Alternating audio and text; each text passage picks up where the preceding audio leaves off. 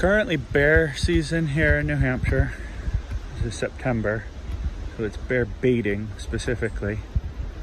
Next month begins bear chasing with dogs, I believe. Both are pretty decent practices, even though people who aren't familiar tend not to like them. But baiting is nice because you sit in a tree stand and at a reasonable distance in front of you is a barrel full of bait. And the bear comes in and it digs through the barrel. You've got time to look at the bear to decide if it's one you want to shoot, which is nice because it could be a mother. They'll keep cubs for up to 2 or 3 years. And so if you take your time and you have that opportunity, it's getting windy.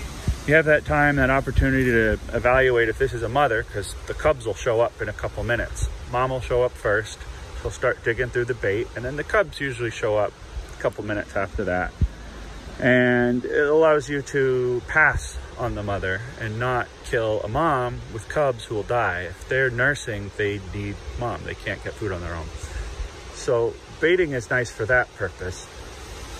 And chasing with dogs, the same thing. The dogs aren't biting at the bears. I mean, it might happen occasionally, but it's not the norm. It's not how it goes. It's not how it's designed or intended. The dogs sniff the bears out. They see them by sight, by smell. They track the bears. They chase them. I mean, yeah, the bear gets stressed, but I mean, it's a wild animal. It lives in stress. It's fine. It doesn't actually hurt the bear. And then the bear climbs up a tree. You then walk up. You look up the tree. And again, are there cubs? Is it just a single bear? I mean, and then you take it out if you decide to. If not, you walk away. This sort of selection in hunting is not a bad thing. It's kind of like catch and release with fishing. Yeah, there's stress on the animal, on the bear, but it's not hurting it. And you get to, choose whether this is something that's worth taking or not. Contrast that without bait. I'm walking through the woods. This happened last year. And oh, there's a bear, right? You don't know how long it's going to stick around. It has no bait to keep it there. It's just walking. It hasn't smelled or seen me yet. So you've got a couple of seconds to make a decision. In that case, it was small enough that it wasn't likely to be a mother, and it was big enough it wasn't a cub. So you take a knee and take the shot. But I could have been wrong, and I'd hate to do that. I'd hate to ultimately sentence some cubs to death. The wife and I were out walking in the woods last week, and we come across a couple of cubs. We just heard what sounded like really big, really loud squirrels scurrying up a tree, like if they were chasing each other up and down the trunk. And we looked for a minute, and then we see these 2 heads pop up. We had some pines in front of us with some taller trees behind them, and popping up through the tops of the pines on the taller trees were these two little black bear cubs. They're cute, but that means mom's nearby. We've seen this mom and cubs before. So I kind of knew what we were up against. All right, let's go. They're cute, on we go.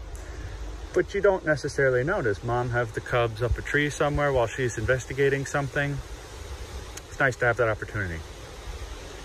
Another reason that baiting and chasing with dogs, the benefit or the perk, if you will, is that you get a more ethical shot. It's a close, easy shot. You're not taking 100+ yard shot on a black bear across a hayfield or a cornfield. You're close in, so you're going to get a good kill. My first bear was on bait 2 years ago up in the northern half of the state in the White Mountains, and it was maybe 20 yards away with a 30-aught. The bear didn't know I was there. I shot it in the chest, dropped instantly, had no clue what happened. And so that, again, you get a more humane kill, a more humane, painless kill, and that's a good thing. I mean, as hunters, most of us want to be respectful of the thing that we're hunting, and we want to make sure that it experiences as little pain as possible. You don't want to gut shoot an animal and have to track it for hours and have it suffer the whole time. It makes you feel like crap. You don't want that. I mean, not to mention, it kind of makes the meat taste a little bad. If you've ever had a gamey deer, there's a possibility that that's part of why. It certainly can contribute to it. So those are my thoughts on baiting and chasing with dogs. It's not legal everywhere, but it is legal here. Cool.